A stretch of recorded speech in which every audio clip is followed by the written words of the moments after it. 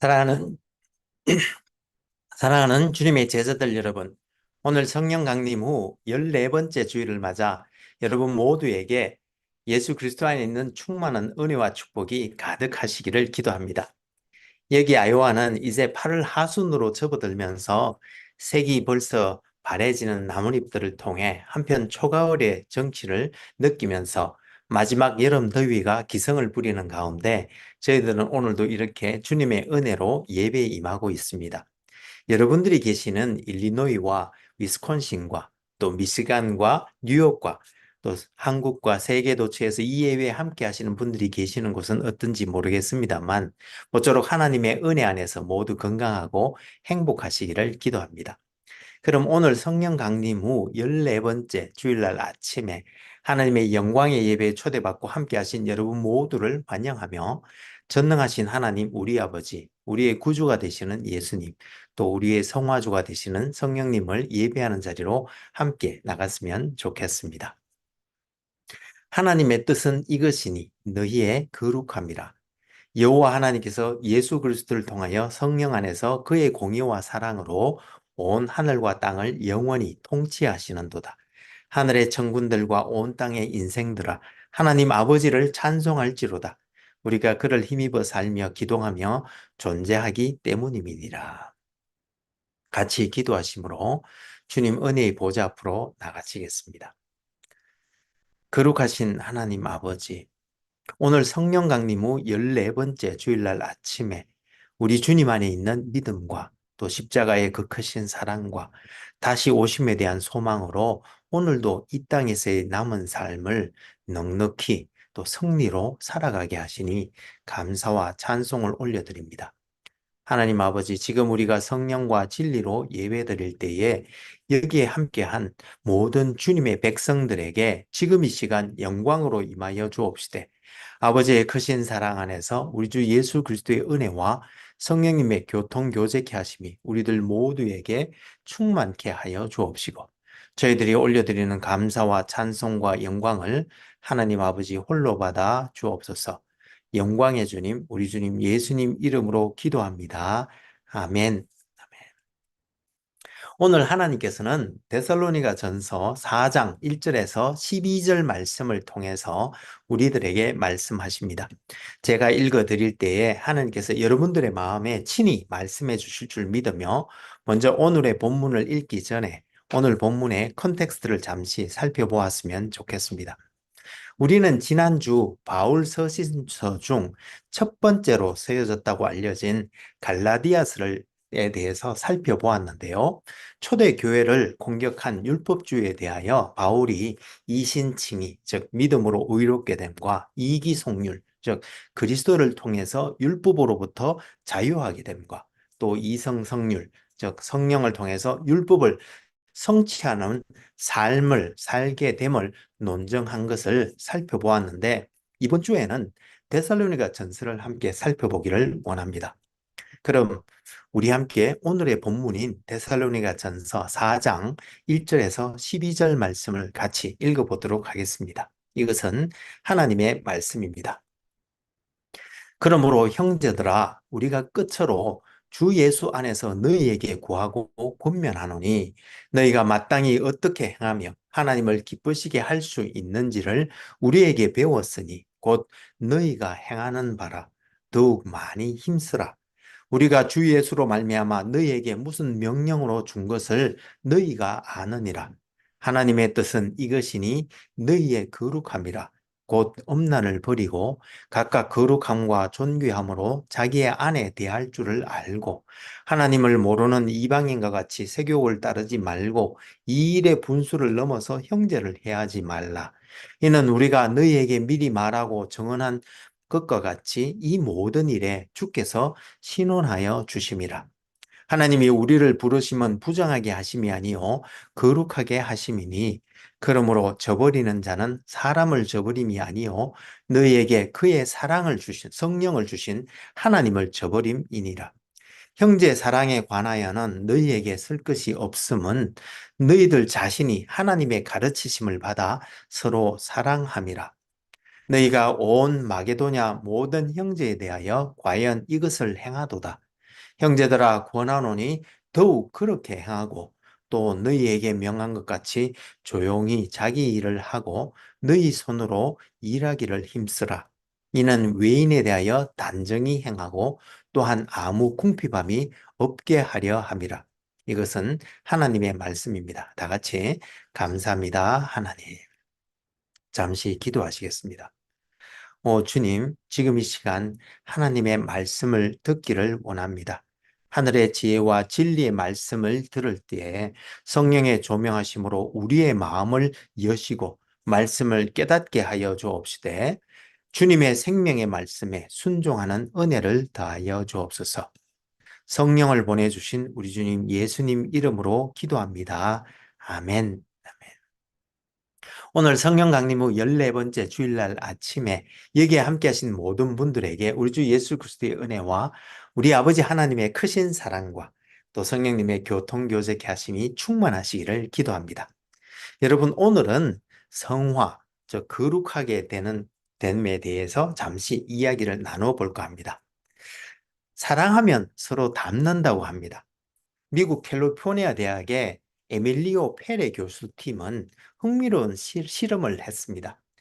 32상의 연인들을 대상으로 심박수와 호흡 패턴을 분석했더니 서로 비슷하다는 것을 발견했는데 연인이 아닌 팀은 심박수나 호흡이 같아지는 경향이 없었다고 합니다. 노스웨스턴 대학교의 에리카 슬로트 교수도 비슷한 실험을 했는데 역시 비슷한 결론에 도달했다고 합니다. 이런 실험들을 보면 닮음이라는 것은 관계의 법칙이자 또는 원리인 것 같습니다. 기독교 교리 중에는 소명으로부터 시작해서 거듭남과 믿음, 회개, 그리고 칭의와 성화를 통해 영화의 단계에 이르는 구원의 서정이라는 것이 있습니다. 이렇게 그리스도인들은 하나님께 의롭다함을 받은 후에 하나님의 백성으로 입양되는데 교단마다 순서가 미미하게 틀림에도 불구하고 공통점이 하나 있는데 그것은 영화의 단계에 이르기 전, 그러니까 이 땅에 발을 딛고 살아가는 동안 그리스도인들은 하나님을 닮아간다는 것인데 이것을 성화라고 합니다. 데이비드 폴리스는 그의 책 일상의 성화에서 그리스도인들이 일상 속에서 어떻게 성화되는지를 지에 대해서 말하면서 성화를 하나님 안에서 자신감을 발견하고 그리스도의 사랑을 인생의 목표로 두고 사는 사람이 되어가는 것, 즉 그리스도를 닮아가는 것, 혹은 그리스도처럼 살아가는 것, 혹은 작은 예수가 되는 것이라고 하면서 성화를 하나님을 향한 열정이자 사랑이며 고백이라고 하였고 또 이 성화는 자기 중심성에서 벗어나 더 관계적인 사람이 되어가는 과정인데 먼저는 예수 그리스도와 그리고 이어서 다른 이들과 더 밀접하게 관계를 맺고 또 연결되어 서로 엮이게 되는 것이다 라고 말하였습니다. 이와 같이 성화는 내적인 변화와 함께 결국 외적으로 사랑의 사람으로 변화되어 가는 과정으로 볼 수 있는데요. 오늘 본문에도 보니 우리를 향한 하나님의 뜻인 거룩함과 사랑, 즉 성화에 대하여 이야기하고 있는데 성경은 성화를 어떻게 말하고 있는지 우리 함께 살펴보시면서 은혜 나눌 수 있기를 소망합니다.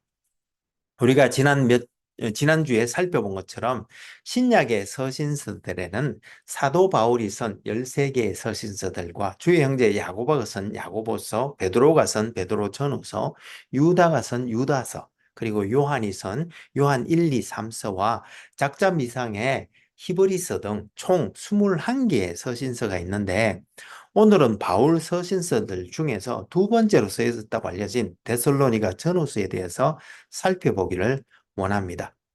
그림에서 보시는 것처럼 바울은 세 번에 걸쳐서 선교 여행을 했는데 첫 번째 선교 여행은 안디옥 교회로부터 파송을 받아 AD 46년에서 48년까지 바나바와 함께 화면에서 보시면 빨간색 점선으로 표시된 루트를 따라 바나바의 고향인 구브로 섬을 지나 육지로 상륙하여 로마의 한 행정구역이었던 남갈라디아 지방의 버가와 비시디아 안디옥 또 이고니온을 지나 루스드라와 더베를 거쳐 다시 그 도시를 따라 내려와 안디옥으로 돌아왔고, 이때 갈라디아 교회에 발생한 할례 논쟁에 대응하여 갈라디아서를 써보내 이 문제를 해결하였고, 이때 이 할례 논쟁이 안디옥 교회에서도 발생하여 이듬해인 AD 49년 예루살렘 공의회에서 이 문제를 논의하여 이방 기독교인들은 유대 율법을 지킬 필요가 없는 것으로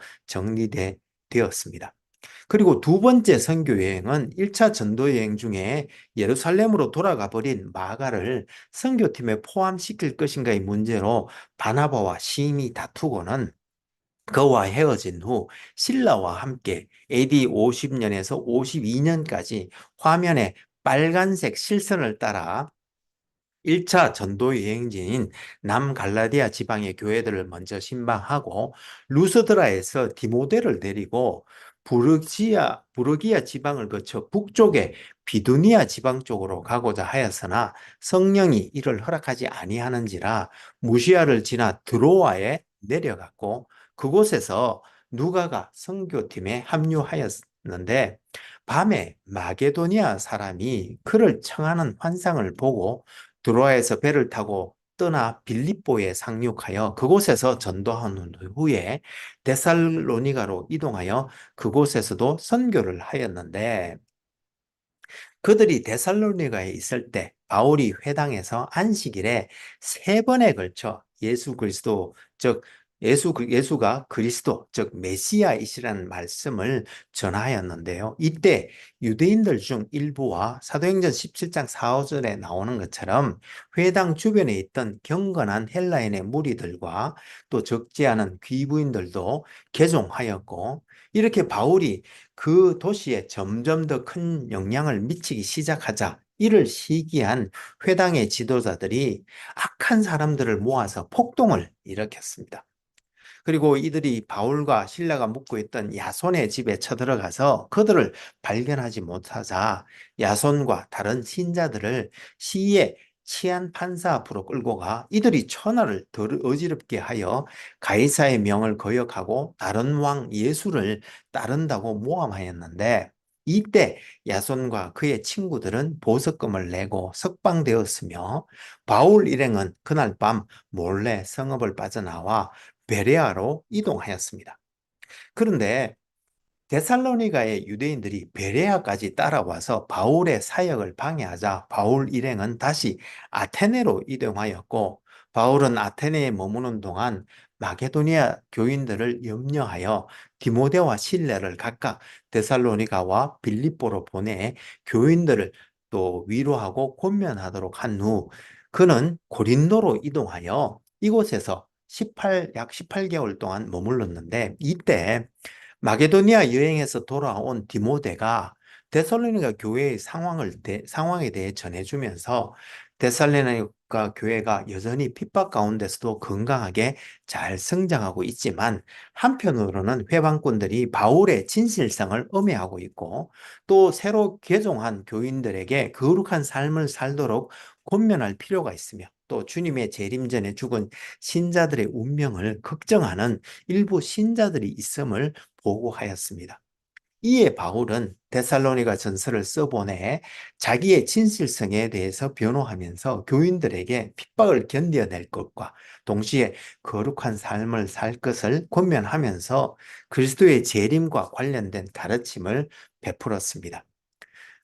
그리고 얼마 후에 다시 바울은 데살로니가 교회에 주의 날이 이미 왔다고 하는 거짓 가르침이 퍼지고 있으며 일부 신자들이 일하기를 거부한다는 보고를 받고는 두 번째 편지를 써보냈는데 이것이 데살로니가 후서입니다. 데살로니가 전서의 구조도 고대 서신서의 관습을 따르고 있는데요. 각 단락의 특징들을 살펴보면 서두 부분에서 바울은 사도라는 호칭을 생략하는데 이것은 바울이 데살로니가 교인들과 그만큼 따뜻하고 긍정적인 관계를 맺고 있었음을 알 수 있는 대목이며 또 신라와 디모데를 공동 발신자로 내세웠는데 이는 데살로니가 교회의 중요한 역할을 감당했던 두 사람을 거명함으로써 자신의 말에 더 힘을 싣기 위한 것이었음을 알 수 있습니다.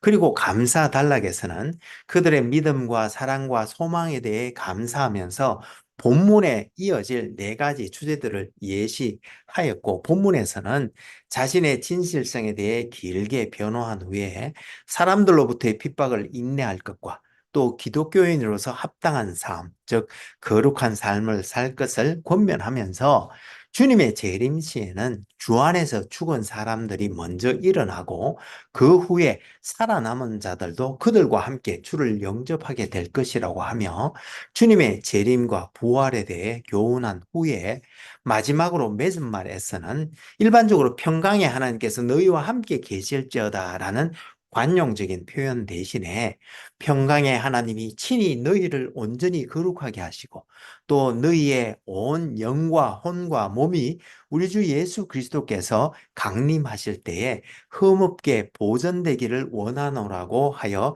편지의 본론에서 다루신 거룩한 삶과 또 그리스도의 재림에 대해 다시 한 번 더 권면하고 위로한 후에 글을 마무리하고 있음을 볼 수 있습니다. 오늘 이 데살로니가 전서에서 우리가 좀 더 깊이 묵상해 보기를 원하는 부분은 오늘 본문에서 설명하는 그리스도인들을 향한 하나님의 뜻인 거룩한 삶과 또 형제 사랑에 대한 교훈에 대한 것인데요. 바울은 오늘 본문에서 거룩한 삶은 엄란을 버리고 각각 거룩함과 존귀함으로 자기의 아내를 대하는 것과 또한 형제를 해하지 않는 삶이라고 말하고 있는데요. 여기서 자기의 아내라고 번역한 헬라어 스큐오스라는 단어는 원래 그릇이란 뜻을 가지고 있는데 그 외에도 소유물, 사람 혹은 아내로도 번역되며 때로는 몸, 혹은 사람의 은밀한 부분이나 혹은 성적 삶을 의미하기도 합니다. 따라서 오늘의 본문은 한글 번역본처럼 자기 아내를 각각 거룩함과 존귀함으로 대해야 한다고 번역할 수도 있지만 또 NIV나 ESV처럼 자기의 몸, 즉 은밀한 부위를 거룩함과 존귀함으로 사용해야 한다는 것으로도 번역할 수 있겠습니다. 그리고 또 6절에 형제를 해하지 말라는 구절에 대해서도 실은 해석이 다양한데요. 4세기 교부였던 크리소스톰은 이 말을 4절의 말씀과 연결하여서 다른 사람의 아내를 사모함으로 형제의 마음을 상하게 하지 말라는 의미로 해석하였는데 이 해석은 칼빈의 말처럼 다소 억지 해석으로 보입니다. 따라서 이 해석은 우리가 서두에서 일상의 성화에서 살펴본 것처럼 거룩함이란 내적 깨끗함을 회복하는 것이기도 하지만 동시에 이웃에게 의롭게 행동하는 것이기도 한 바, 오늘의 본문에서 바울은 내적 성결과 함께 이웃에게 바르게 행동하는 삶이 바로 거룩한 삶이라고 말씀하고 있음을 알 수 있는 것입니다. 그리고 바울은 이러한 삶을 가능케 하는 세 가지 모티브, 즉 세 가지 이네이블러를 설명하고 있는데 그것은 첫 번째, 성도들의 거룩한 삶은 바로 하나님의 부르심의 뜻이라는 것입니다. 그래서 에베소서 1장 4절에서도 창세전에 그리스도 안에서 우리를 택하신 뜻은 우리로 사랑 안에서 그 안에 그 앞에 거룩하고 흠이 없게 하시려고 부르셨다고 말씀하신 것입니다. 그리고 두 번째로 거룩한 삶은 또한 주님의 명령인데 그래서 베드로전서 1장 15절에서도 보면 오직 너희를 부르신 거룩한 이처럼 너희도 모든 행실에 거룩한 자가 되라고 말씀하셨던 것입니다. 그리고 마지막으로 하나님께서 그리스도를 통하여 우리에게 주신 성령은 실은 우리를 거룩하게 하시는 영이라고 말씀하고 있는데요. 그래서 데살로니가 후서 2장 13절에서 바울은 주께서 사랑하시는 형제들아 우리가 항상 너희에 관하여 마땅히 하나님께 감사할 것은 하나님이 처음부터 너희를 택하사 성령의 거룩하게 하심과 진리를 믿음으로 구원을 받게 하심이라고 말씀하셨던 것입니다. 그리고 이어서 바울은 하나님의 뜻인 사랑에 대해서도 말하고 있는데요. 형제 사랑에 대해서는 너희에게 쓸 것이 없음은 너희들 자신이 하나님의 가르치심을 받아 서로 사랑함이라고 하며, 그들이 하나님의 가르치심을 받아 마케도니아의 다른 도시에 있는 형제들을 도우면서 사랑을 나타낸 것을 칭찬하면서 동시에 조용히 자기 일을 하고 너희 손으로 일하기를 힘쓰라고 하는데, 여기서 조용히라고 번역한 헬라어 헤슈카오라는 단어는 조용한 혹은 평화로운 삶을 사는 것을 말하는데, 다른 사람들의 일에 분수를 넘어 개입하여 소란을 일으키고 자신과 타인에게 피해를 주지 않는 삶을 살라는 것으로, 또한 그 연장선상에서 게으르지 말고 자기 생명 유지와 다른 불신자들 앞에서 명예롭게 행동할 수 있도록 이 열심히 자기 손으로 일하는 삶이 바로 사랑의 삶이라고 말하고 있는 것입니다.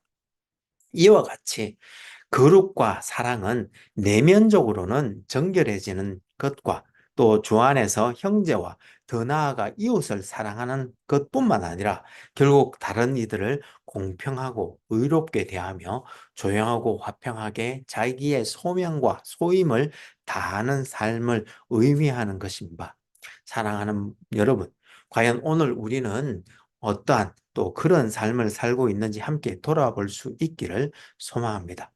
결국 하나님의 뜻은 우리의 거룩하고 사랑하는 삶인 바, 내적으로 정결함을 추구할 뿐만 아니라 또 우리의 형제 사랑이 다른 사람들을 이롭게 하고 있는지, 그리고 우리는 또한 화평한 삶을 살고 있는지 돌아보고 그러한 사랑과 평화의 삶의 열매를 풍성히 맺는 우리 모두가 될 수 있기를 소망합니다.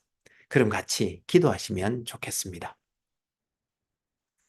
신실하시고 감사하신 하나님 아버지, 오늘 성령 강림 후 14번째 주일을 맞아 우리가 하나님의 사랑 안에서 주님의 은혜로 구원을 받고 이제 남은 삶을 우리를 향한 하나님의 뜻인 주의 거룩과 사랑으로 살아가게 하시니 감사와 찬송을 올려드립니다. 주님, 이 시간 십자가 밑에 엎드려 간절히 기도하옵기는 이제 주님께서 하나님의 뜻, 즉 거룩과 사랑의 삶으로 우리를 인도하실 때에 주님의 인도하심을 쫓아 내적으로는 정결하고 외적으로는 공평과 공의로 이웃을 대하며 평화로운 가운데 사랑하며 살아갈 수 있도록 도와주옵소서. 우리 인생길의 본이 되신 우리 주님 예수님 이름으로 기도합니다. 아멘. 이제는 우리 주 예수 그리스도의 은혜가 매일매일 우리를 새롭게 하며 우리 여호와 하나님의 크신 사랑이 우리로 하여금 형제자매와 이웃을 품고 사랑으로 섬기게 하되 성령님의 권능 주심과 교통 교제케 하심을 통하여 선한 일에 더욱 열심을 낼 때에 우리가 다음에 다시 만나는 그날까지 매일매일 주님을 더 닮아가면서 이 땅에서 사랑과 공의로 살아감으로 하나님께 영광 올려드리는 우리들 모두가 될 수 있기를 간절히 축원하옵나이다. 아멘. 감사합니다, 여러분. 오늘 성령 강림 후 14번째 주일날 아침에 모쪼록 환절기에도 우리 주 예수 그리스도의 은혜와 하나님 아버지의 크신 사랑과 성령님의 교통교제케 하심이 차고 넘치는 복된 한 주가 되시기를 기도합니다. 혹 여러분들 중에 다음 세대를 세우고자 하는 저희 한울교회의 비전에 성원해 주시기를 원하시는 분은 페이팔 계정 혹은 젤러 계정 info@churchbeyondborders.com으로 후원해 주시거나, 혹은 책을 보내실 분은 Church Beyond Borders 앞으로 책을 서셔서 새 교회 주소 4122 Fourth Street, Des Moines, Iowa 50313로 보내주시면 감사하겠습니다. 그럼 다음 주에 다시 은혜로 만나 뵙겠습니다. 사랑합니다. 감사합니다. 축복합니다. 바이.